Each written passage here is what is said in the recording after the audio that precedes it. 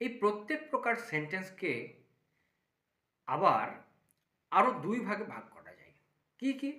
সেটা হচ্ছে affirmative sentence, affirmative sentence, আর একটা হচ্ছে নেগেটিভ সেন্টেন্স। ঠিক আছে, অ্যাফার্মেটিভ মানে হচ্ছে হ্যাঁ বাচক, আর নেগেটিভ মানে হচ্ছে না বাচক। ঠিক আছে, হ্যাঁ বাচক আর না বাচক বাক্য। অ্যাসার্টিভ সেন্টেন্সকে অ্যাফার্মেটিভ নেগেটিভে ভাগ করা যাবে, ইন্টারোগেটিভ সেন্টেন্সকেও অ্যাফার্মেটিভ নেগেটিভ সেন্টেন্সে ভাগ করা যাবে। ঠিক আছে, আমি একটা এক্সাম্পল দিয়ে বোঝাচ্ছি। যেমন রাম ইজ এ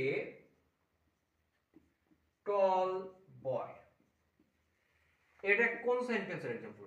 হ্যাঁ বাচক, কারণ এখানে কোনো নেগেটিভ ওয়ার্ড নেই এবং এটা একটা অ্যাসার্টিভ সেন্টেন্স, বুঝতেই পারছো। অ্যাসার্টিভ সেন্টেন্স এবং তার সঙ্গে সঙ্গে অ্যাফার্মেটিভ সেন্টেন্স। ঠিক আছে, হ্যাঁ বাচক, না বোঝাচ্ছে না। আর আরেকটা হচ্ছে Ram is not a short boy. ঠিক আছে, দেখো এখানে নেগেটিভ ওয়ার্ড আছে, নট আছে। ঠিক আছে, তাহলে এটা হচ্ছে নেগেটিভ সেন্টেন্স। বোঝা গেল? তাহলে একটা অ্যাফার্মেটিভ সেন্টেন্স আর একটা হচ্ছে নেগেটিভ সেন্টেন্স। এরকম প্রত্যেক প্রকার সেন্টেন্সেরই অ্যাফার্মেটিভ সেন্টেন্স হয় এবং নেগেটিভ সেন্টেন্স হয়। ঠিক আছে।